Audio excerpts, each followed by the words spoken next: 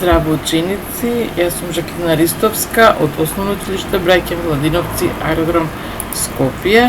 На почетокот на пето одделение во првите часови од математика ќе се запознаете со броење нанапред и наназад во константни чекори, продолжувајќи под нулата. Ќе одредувате што представува секоја цифра во 5-цифрен и 6-цифрен број и ќе подредувате 5-цифрени и 6-цифрени броеви на повеќе начини. Да видиме каде се користат и зашто ни се потребни да ги знаеме овие 5-цифрени и 6-цифрени броеви. Како што гледате, за да представиме колку жители има во нашите градови, треба да користиме 5-цифрени и 6-цифрени броеви, а во некои држави дури и 7-цифрени броеви. Во Куманово има 70.842 жители. Во Скопје има 506.926 жители. Да видиме колку цифри има овој број. 1, 2, 3, 4, 5, 6. Значи, има 6 цифри и затоа велиме 6-цифрен број. 42.003 жители. 1, 2, 3, 4, 5. 5 цифри и велиме 5-цифрен број. Битола е втор град по големина во нашата татковина и има 74.550 жители. Кочани 28.330 жители, Штип 40.016 жители. Овде имате и податоци од други поголеми градови во нашата татковина и може да ги користите за да разложувате 5-цифрени, 6-цифрени броеви, да споредувате и така натаму. А во нашата татковина има 2.022.547 жители. Значи, овој број има 7 цифри и е 7-цифрен број. Кога овие броеви, бројот на жители на градовите во нашата татковина, би ги ставиле во табела со месни вредности и би анализирале, ќе видиме дека пример да ги земеме цифрата 5 во овој број. На едното место цифрата 5 има вредност од десетки или 50, а на другото место има вредност на стотки или 500. Да видиме оваа цифра и оваа цифра.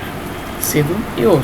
Овде има вредност на 10.000 или 7.000, а овде има вредност 800 или 800. Да видиме цифрата 2 во бројот на жители во нашата татковина. Овде има вредност на 1.000, 2.000, овде има вредност 20.000, а овде има вредност 2 милиони. До сега ви разложувавте броевите на стотки, десетки и единици. И единици илјади. Па да објаснам дека оваа класа е класа на единици. Оваа класа имаме илјада. Оваа класа е класа на илјади. И класа на милиони, но оваа година ќе се познаете само со единици, милиони или само милиони ќе запишуваме. Додека понатаму по горната линија и по ќе се запознаете и со другите месни вредности на цифрите во броевите. Единици илјади или кратко се запишува е и 10.000, д и 100.000 или с и. Ајде да видиме неколку задачи со 5-цифрени и 6-цифрени броеви, односно броење нанапред и наназад во константни чекори. Овде чекорот е нанапред и е 3000. Па имаме 1000, повеќе 3000, скокаме 4000, скокаме 7000, 10.000, 13.000, 16.000, 19.000, секаде за 3.000.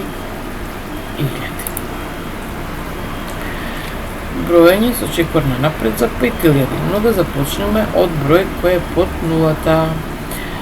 Значи, минус 10.000, 5000, минус 5000, минус 5000 плюс 5000, 0, 5000, 10.000, 15, 20 и 25.000.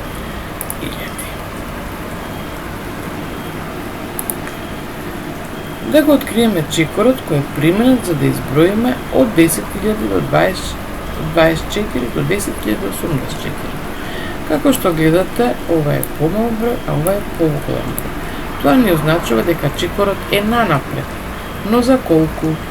Ќе најдеме кога ќе видиме разликата помеѓу овие два броја. Значи овде е разликата 36 минус 24 е 12, значи чекорот е нанапред за 12. Па имаме 10.024, 10.036, 10.048, 10.060, 10.072 и 10.084. Ајде малку наназад да броиме. Од 60.000 започнеме до минус 80.000. Чекорот е 20.000. Значи 60.000 помалку 20.000 40.000. Па 20.000. Што всушност одземаме? 6 минус 4. 2. Од 20.000. 0. Сега 20.000 ќе биде минус 20.000. Минус 40.000, минус 60.000 и минус 80.000. Да го откриеме чекорот кој е користен за да изброиме од 16.780 до 780. Како што ви реков, гледаме дека ова е поголем број, ова е помал. Значи чекорот е наназад. И тоа за колку? Гледаме. На местото на 10.000 е 1 и овде е 1.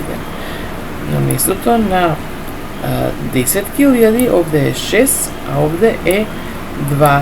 6 минус 2 е 6.000, минус 2.000 е 4.000. Значи чекорот е 4.000 и тоа наназад. Да провериме дали е навистина така. Овде имаме 12.000, овде имаме 8.000. 12 минус 8 се 4 и 3 нули, бидејќи гледаме дека на местото на стотките, десетките и единиците се истите цифри. Значи чекорот е 4.000. Ете така ќе одредувате доколку не е познат чекорот кој е користен при броењето. Еве како тоа изгледа на бројна оска, значи од 16.780 наназад 4.000, 12.000, наназад 8.780, 4.780 и 780. Задача една. Да научиме да подредуваме на броеви од најголем до најмал, од најмал до најголем и така.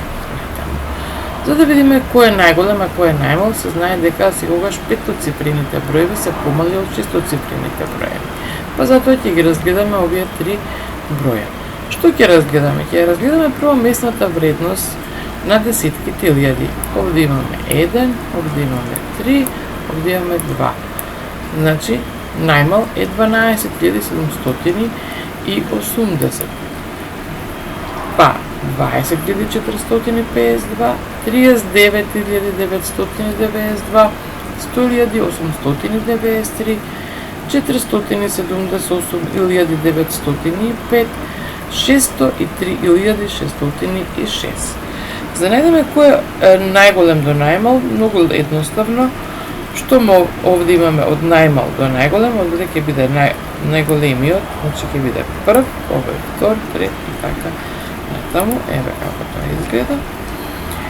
Многу едноставно и лесно.